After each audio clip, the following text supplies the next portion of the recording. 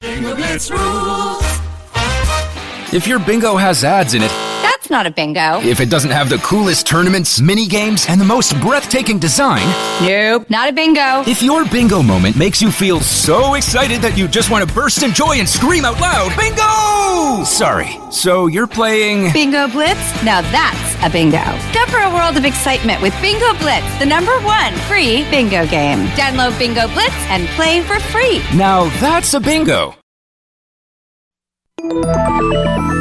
With something like 5 million podcasts, finding a really good one can take a ton of time. So let me recommend one. It's called Something You Should Know. I'm the host, Mike Carruthers, and in each episode, we discuss topics that can be really helpful, like how to read people better, the psychology of crowds, or fun things like the story of Legos, or why you probably wouldn't be here if it weren't for horses. Something You Should Know is the name of it, wherever you get your podcasts.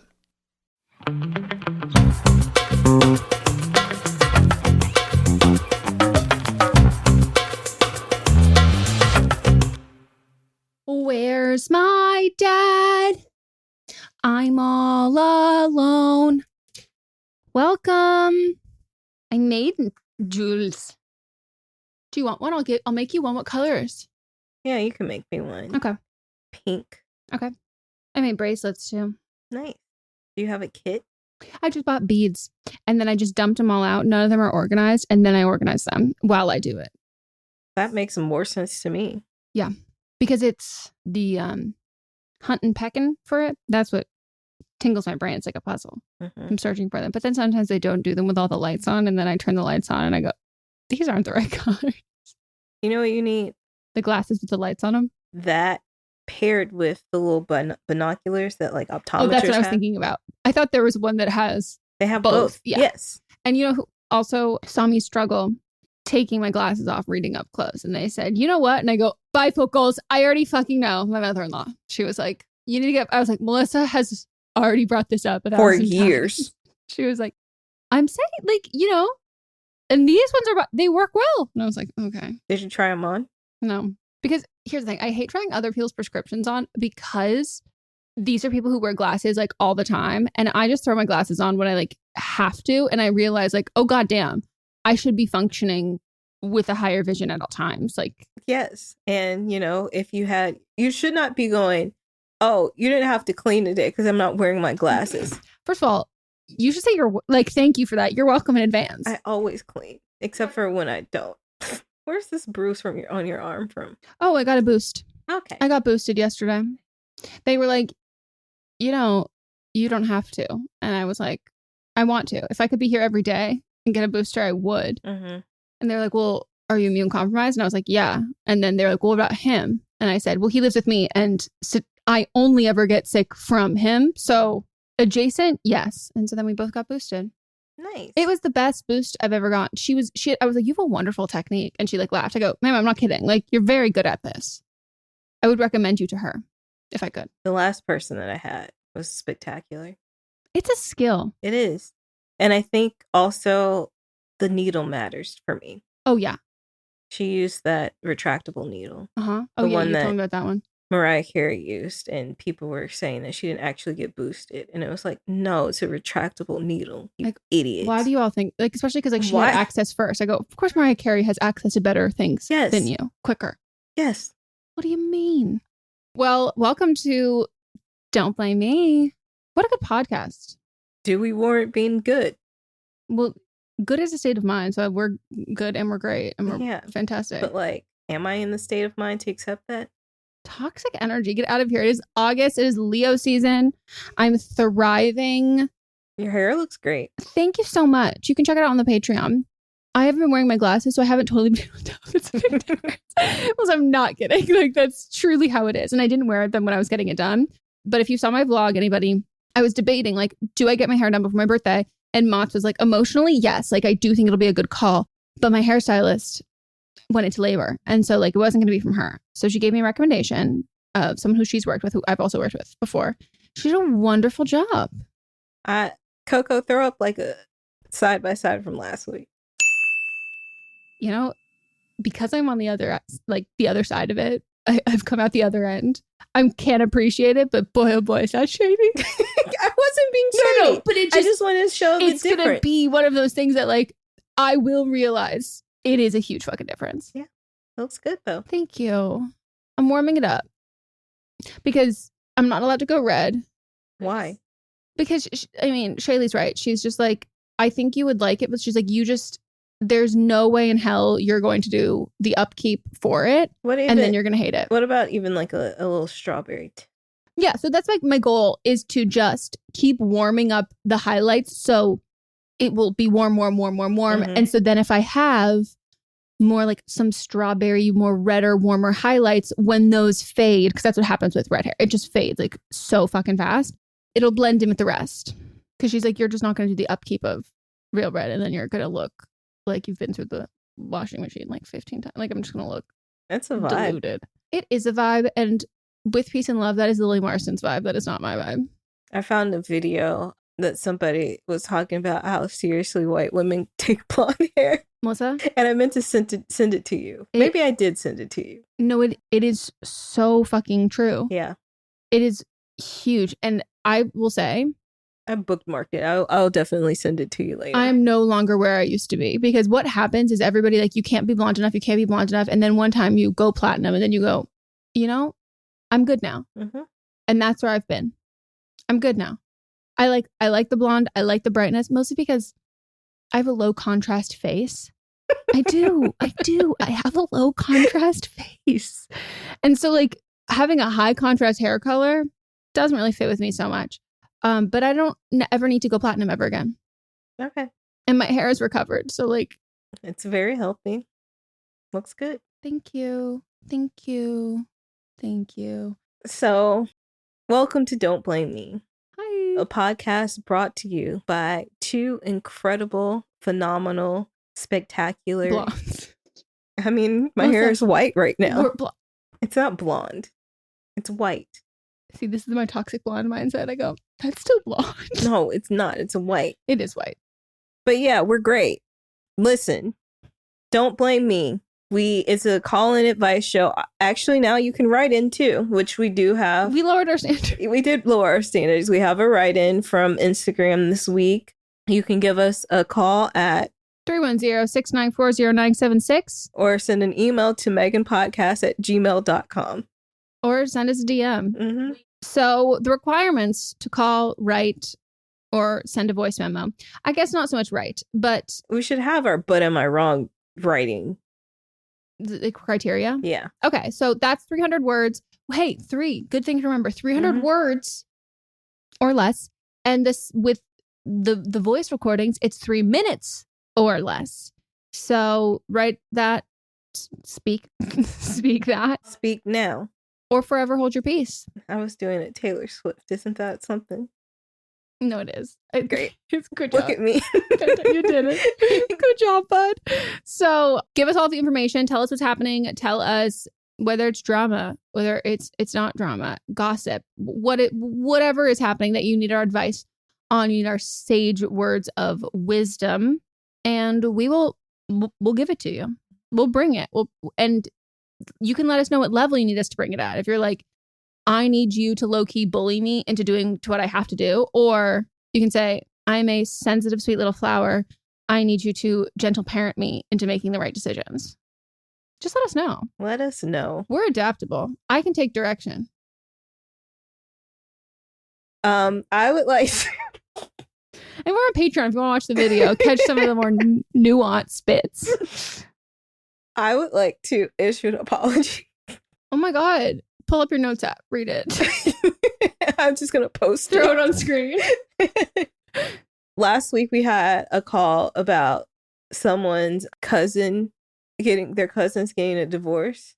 And I told a bold-faced lie. I love when this happens. And I said that I wasn't close to any of my cousin or Did their your significant cousins respond? others. No, They heard it. I cut it out. As I was listening, I was reviewing. I was like, and I'm saying this for my own conscience and to give better advice. Oh my God. Because my cousin Sonam, who is married to my cousin Danny. Yeah.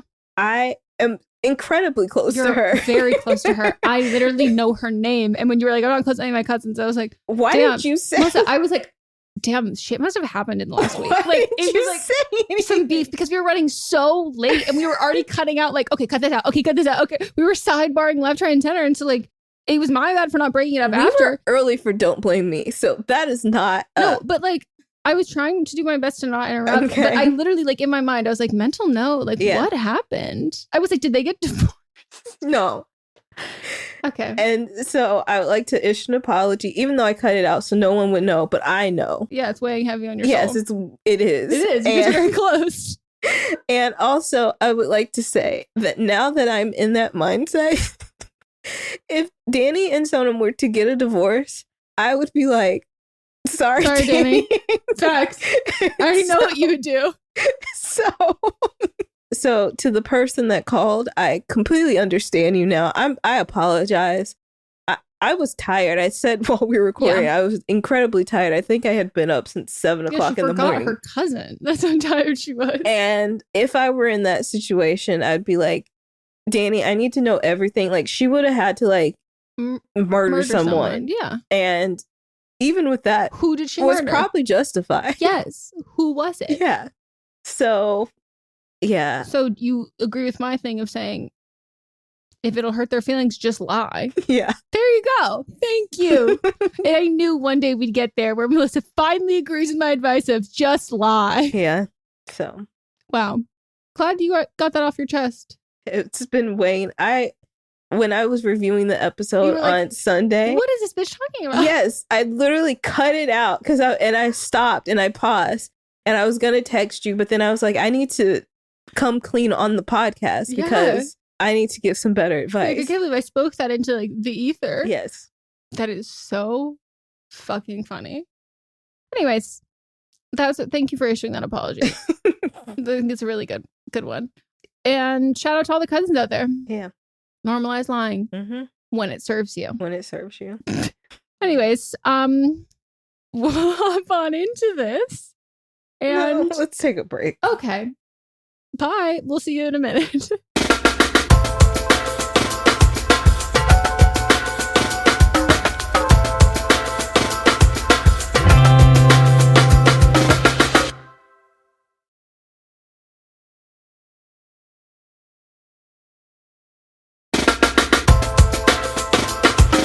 And we are back. Did we even introduce our names? Or say our names? No. Okay, we're Meghan and Melisa. That's because you interrupted Figure it me. out between yourselves which one's which. Can you imagine if they're like, oh, you're definitely giving Meghan vibes and like I'm giving Melissa vibes? Our names are somewhat interchangeable. I mean, I literally have a sister with the same name as you, and well, minus the H. And I just answer to all of it anyway. Yeah. Meghan, Melissa, Melanie.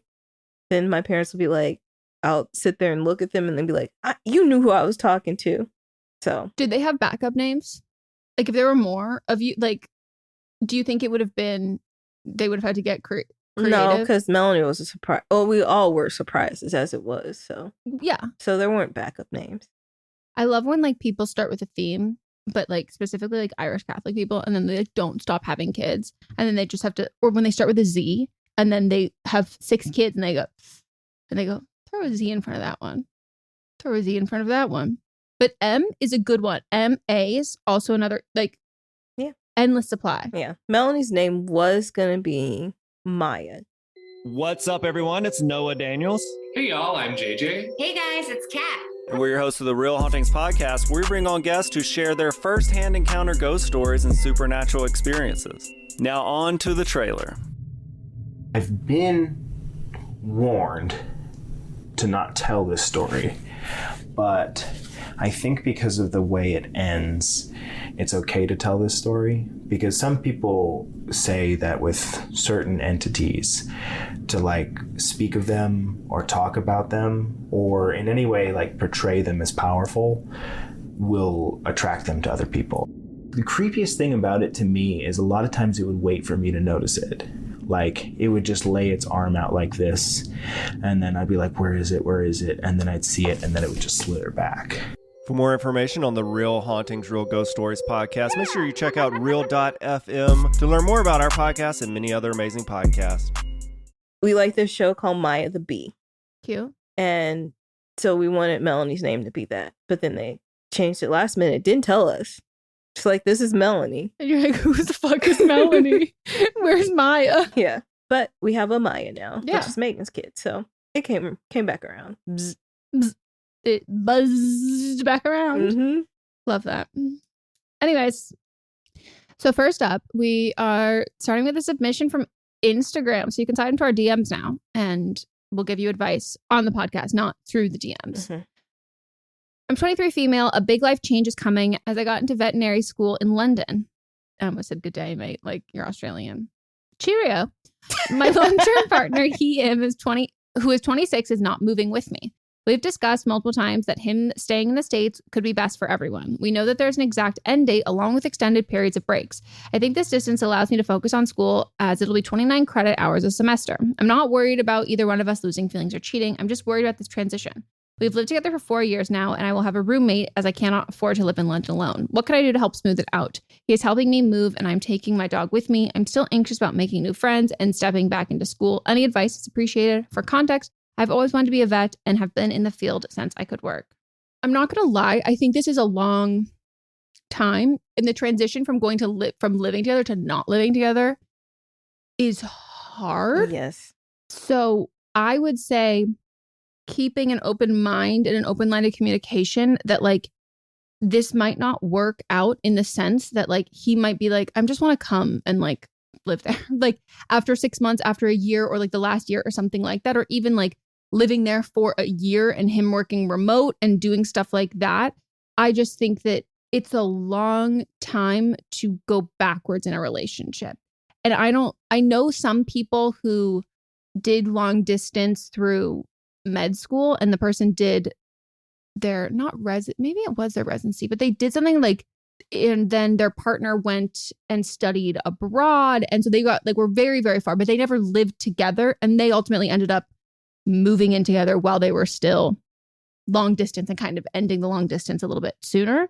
And it's hard. And I think it's always kind of hard to backtrack, especially if this is coming from you and you're thinking that like this will be good for focusing on school, but like making sure that it's like, you know, if this actually like is not good for me, like I want to tell you that. And if this for you, I want you to tell me that. Like, so we just keep talking about how we're feeling and how it's going, and not one of us feels like we're like having to like be strong for the other person.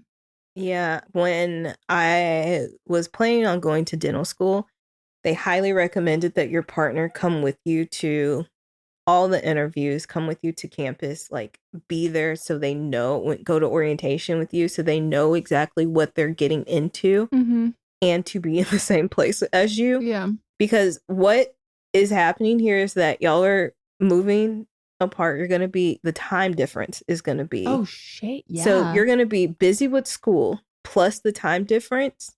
What does y'all's relationship look like? That's a really good point. Yeah. And also, even on breaks, I don't know how much of a break you will have. Like that. So he might be coming for like 2 weeks and it's like a vacation, but you're not going to be able to have like the energy and the actual hours in a day to deliver on like a vacation like that, hosting. Yeah. In that way. Yeah. 29 credits a semester. It's a lot. Isn't that what they said? Credit hours a semester. Yeah, that's a lot. Yeah. So, and then like you're doing the credits plus the homework you'll have, plus when you have to start doing like clinical stuff. It's going to be very difficult on your relationship. And I don't want to sugarcoat this at all. Like it's going to be hard, plus the time difference. Yeah, you're right. You're not getting that passive time or like that. Just like your presence is in the same room. Like, yeah, that this is going to be, you're focusing on school, and a relationship will take a back seat when you're focusing on school this much, but that usually only really works if like you're in the same place, and so you can catch those small moments together and you still have that. Like just be sitting, like you're studying, he's there like doing work or whatever, like that's still quality time together. But having all this plus the time difference is a lot. And it's not like, you know, like you're a few hours away where he can just drive and be there in a couple hours, but yeah. this is rough. Yeah. I also think that like I think about like medical school for like a lot of those things too. I don't think that partners, and I don't mean specifically in your case, but like I don't think that like partners should feel obligated to move or do all of that stuff because they know that emotional labor wise, like their partner needs that. Like it is like really stressful and really, really hard. But I do think that like being cognizant of that, at least on your point of view and perspective, that living with a partner is very different than living with a roommate. And like if you do need that like emotional labor, you need that like support for something that is like really stressful like that, you'll kind of get it in the sense of if your roommate is also in school, that you'll both be in the thick of it together, but you won't have someone who's like gonna, bring you some snacks and like, be there for you for a love and care side. It's more, we're grinding this out together. So yeah, I don't think it's bad to like establish and like start off not living, like doing all of that there, but just know if you do want to change that, if you have a roommate, like it can make things a lot more difficult. And his work, like he might get really busy with work and stuff. And so then the few moments that you have that are free, it isn't going to be around your schedule. Like he has a whole other schedule too. It's a lot to kind of factor in.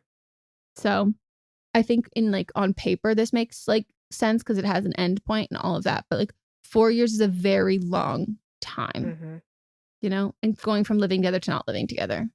So hopefully that was not too dark or harsh. Yeah, but or pessimistic. I'm rooting for the best, but yeah, just don't go in it with blinders on. Yeah, and keep all of the options open. Congratulations for getting into veterinarian school. And if in London, do you think that means like going to the Cotswolds and I'm going to the English countryside? There'll be horses. I have to fix them up rightio. I love pissing off British people. It's just I don't. It's just so easy. I apologize to Helen. Helen gets it. First of all, Helen's not over here going, Megan, that was offensive. Helen's like, loved it. Perfect. Do it more. Anyways. All right. Let's get into actual calls as well. Yay! Hi, Meghan and Melissa. So, first of all, I've been listening to your podcast since I was in 7th grade. I just graduated college, so I really, really love your guys' podcast, especially having Melissa in it, 12 out of 10. But I was going to ask for some advice today, but I want to give a little bit of a trigger warning about cancer, severe illness in general. So I'm 22 years old, female, she, her pronouns. In March, I was diagnosed with brain cancer. Within a few days of that, I had surgery to remove my tumor and everything. And I went through chemotherapy while finishing college, and I graduated college. But my life has kind of been in a little bit of limbo until I got my first scans post-chemotherapy. I got them back, and they were all clear. The mass had reduced significantly, and everything was healing nicely. So pretty much all good news there, but basically where I'm asking for advice is now, since that's cleared by my doctor, I can apply for grad school for this upcoming fall. I'm applying to the same grad program that I went to for undergrad. I talked to the dean. She said she would push my application through since we had a really good relationship. But basically, I'm just ridiculously nervous for going back from a small rural area, moved to a very large city. And I'm just having really intense anxiety about going back for some reason. I think it is partly due to what's going on, but also just adulting in general, even though I'll still be in grad school, so it's like half adulting. But any advice you guys have about kind of like moving on from a significant life event or just like moving across the country in general, I would really, really appreciate. That's all. Thank you.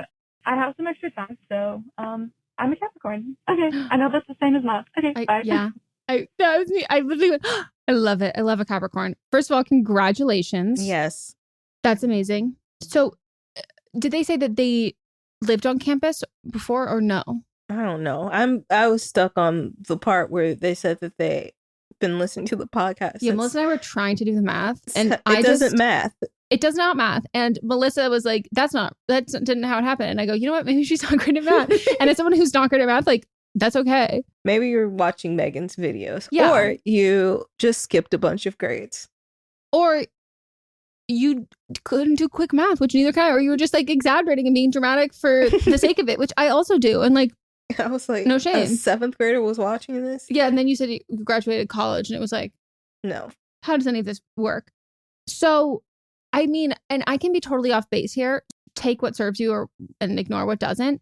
But traumatic incidents, like, they can be very chaotic, but in this instance and other ones, there's like, can be a method. Like, life can be really structured in this sense. And so you spent a lot of like your undergrad and college years with, which can be seen as, you know, pseudo adulthood. Like, you're kind of, you have a little bit more freedom and you have more free reign and making more decisions, more mistakes, more consequences, but you still kind of have that safety net there.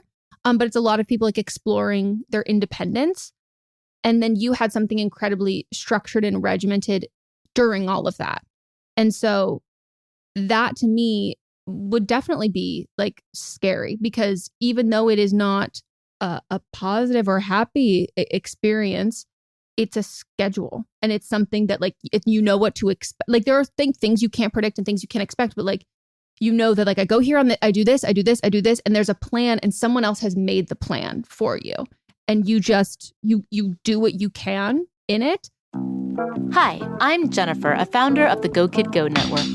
At Go Kid Go, putting kids first is at the heart of every show that we produce.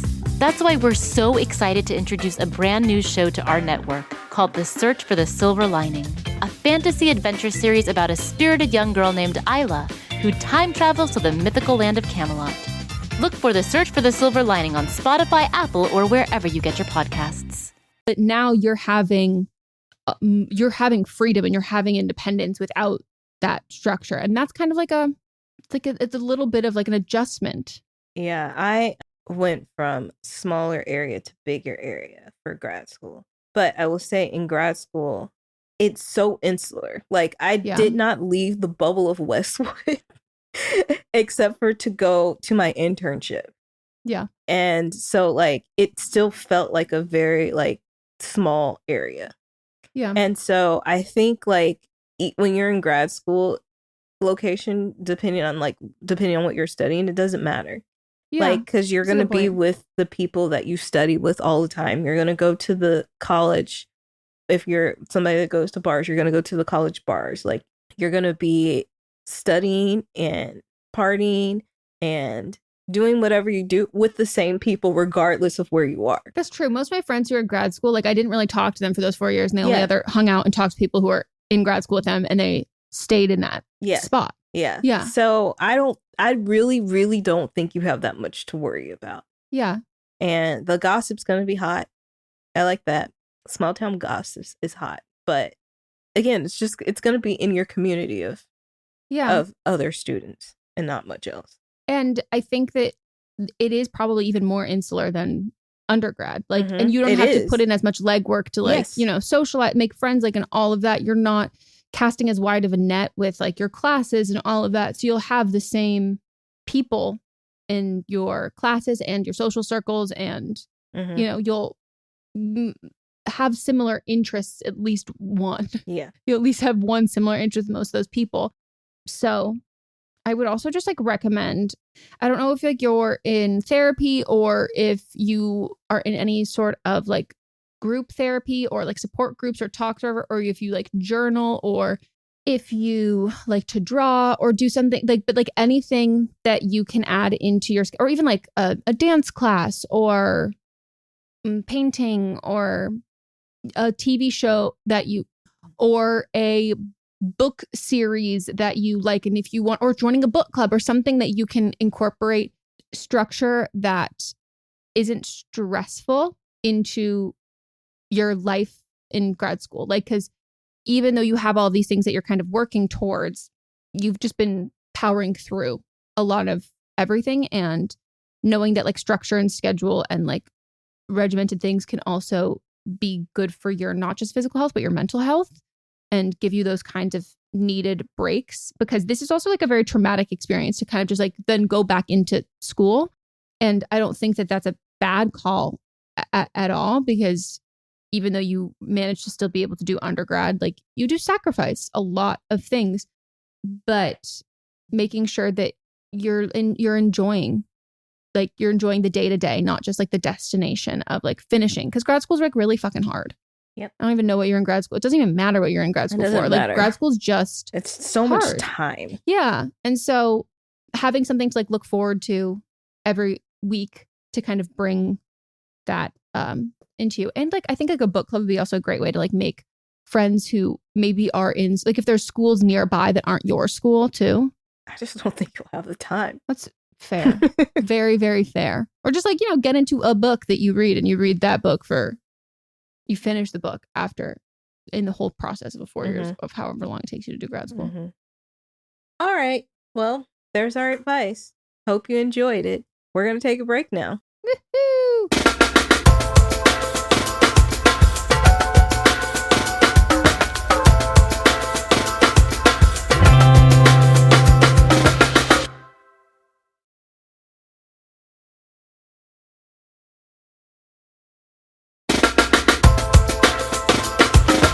And we're back.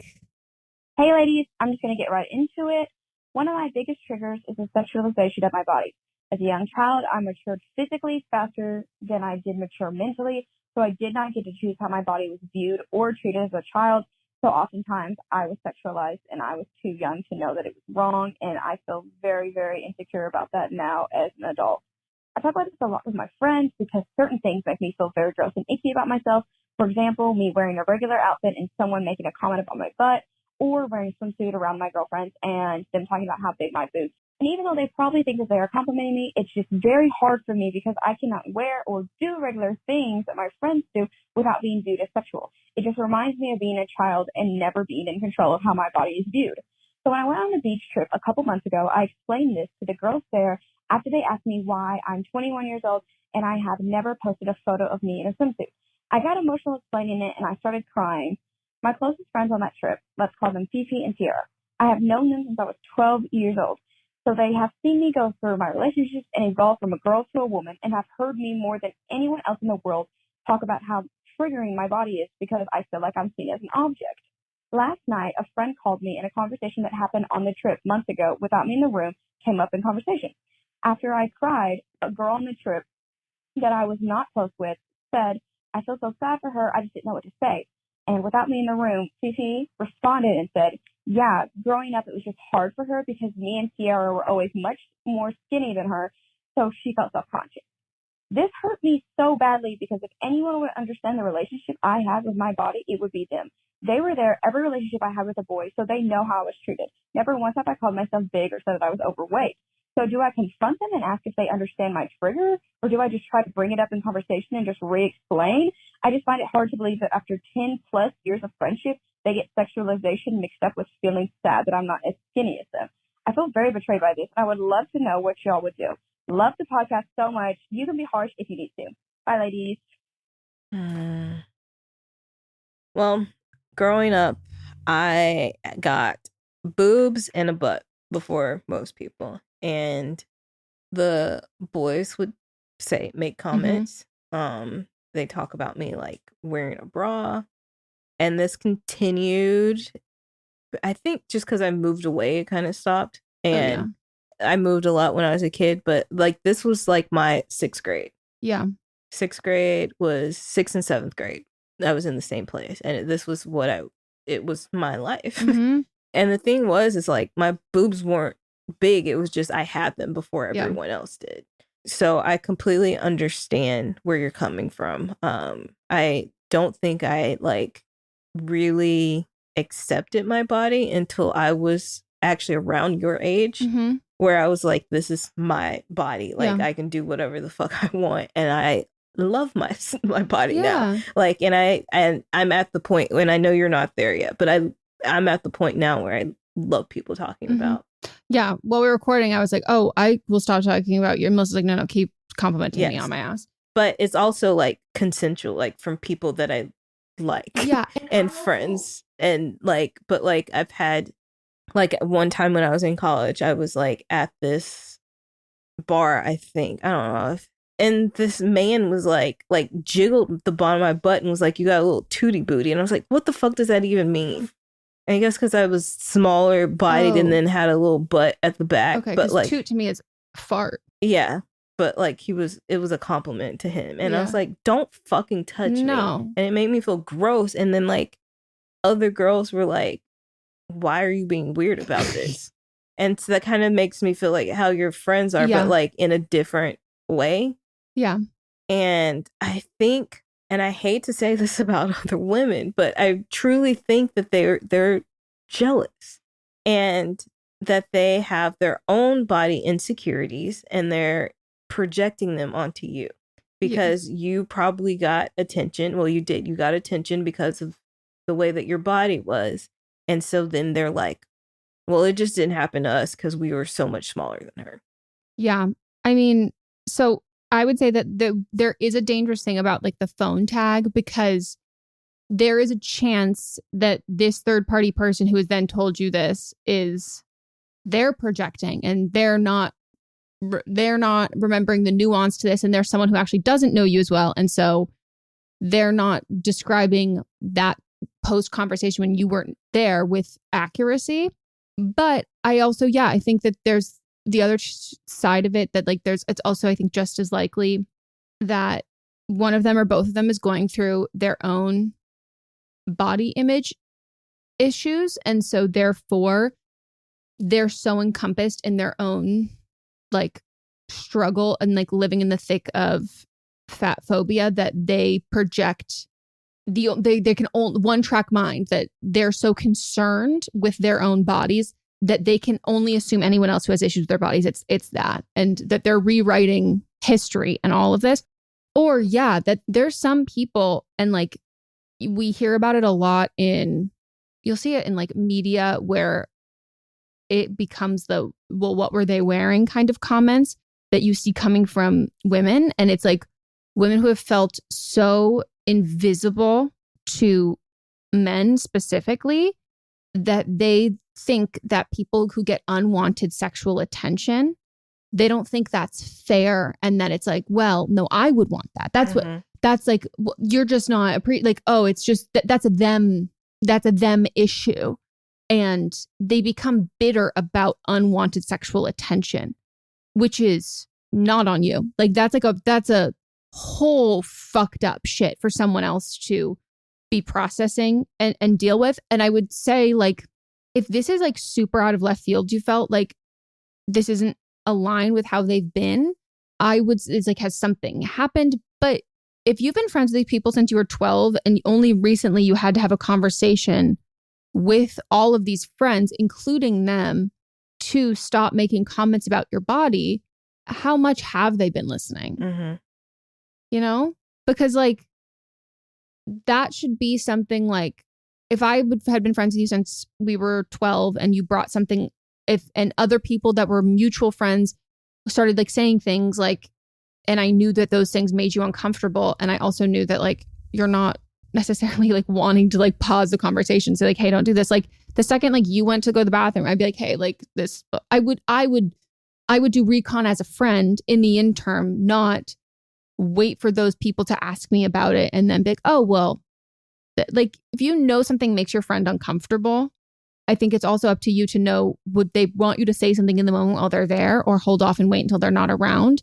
But this just felt like, did they ever get it? And I hope that they did, or I hope that they do. But it's also is a very hard conversation to talk about. Like one of my friends in elementary school, her and I mean, we're not close anymore, but like she developed way earlier than everybody else. And we've never talked about it. Like, because it was not like, it was awful for her. And I think that like when we can observe that, especially from a young age, it can feel like, I don't know if I should bring it up or want to bring it up, or if that's going to make it worse or not. And so sometimes proximity isn't always the kind of like window in that we think it is. And I've been guilty of that with like other people, like where people are like, well, I don't know. And I'm like, what do you mean you don't know? Like you're with me for all of this kind of stuff. But sometimes people feel uncomfortable watching other people go through vulnerable moments. They kind of put those blinders on and it feels like, well, you've been with me here. You've seen this. And you don't owe people a conversation about something that's really difficult for you. But sometimes it's like, it's before we, there's a chance that this was like intentional and they hurt you like that. But I also think if you really care about them and like love them, giving them an opportunity to have like an open and honest conversation when you're ready about that, because I think that there's a chance that it could be just miscommunication. Yeah. Or misinterpretation. And especially when you're young, like we either rewrite a lot of it gets colored with our own experiences. But I'm really sorry. This is it's very, very hard. Mm-hmm. And do you love Disney? Then you are going to love our hit podcast, Disney Countdown. I'm Megan, the Magical Millennial. And I'm the Dapper Danielle. On every episode of our fun and family-friendly show, we count down our top 10 lists of all things Disney. There is nothing we don't cover. We are famous for rabbit holes, Disney-themed games, and fun facts you didn't know you needed, but you definitely need in your life. So if you're looking for a healthy dose of Disney magic, check out Disney Countdown wherever you get your podcasts. This, I do know most people I know who've gone through this, though, have similar stories. Like Melissa said, that this, eventually you get to a point where the feelings you have towards your body are not just the feelings of like shame that you hold for when you were younger. Because you get to like tell your own story now. Like you get to be in control of that and at an appropriate age. Right. Now. Right. But it takes a while. So I hope it's a big miscommunication. Otherwise, you need new friends, because that's really you need to definitely have a conversation with them. Yeah, you don't need to carry this. All right. Well, now we're going to get into Don't Blame Them.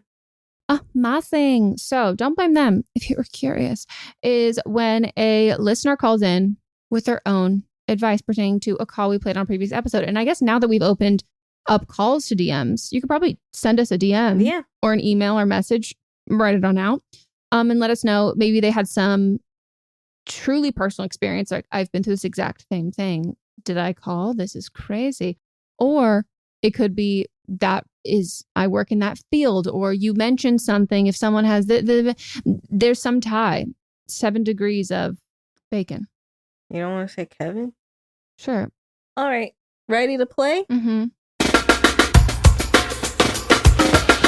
Hi, I'm calling in to respond to the caller who was asking about weaning off of THC.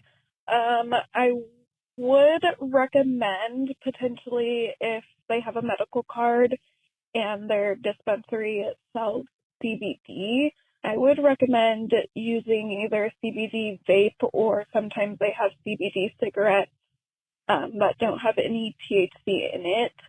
That can help you wean off of weed, since it still kind of gives you that same relaxing effect, but won't show up on a drug test.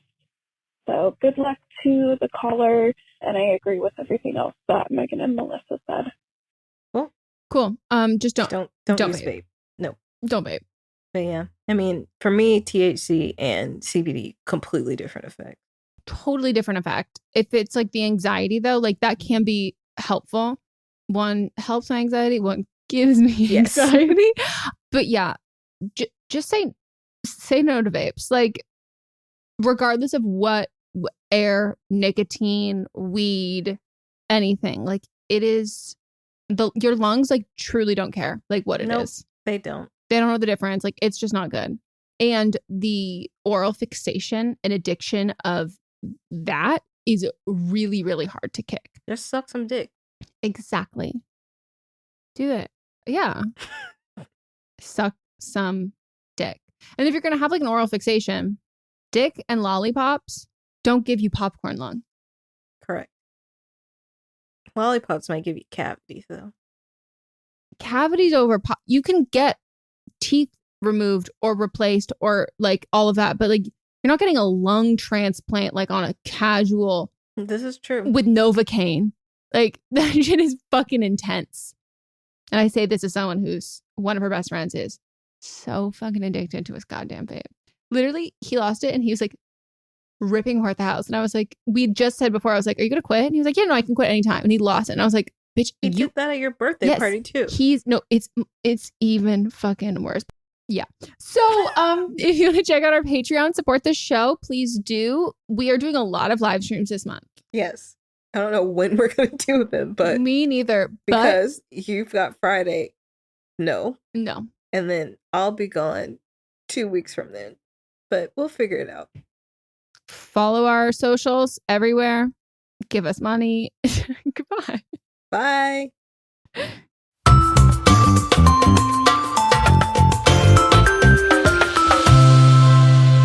Don't Blame Me is a production by me, Megan Rinks.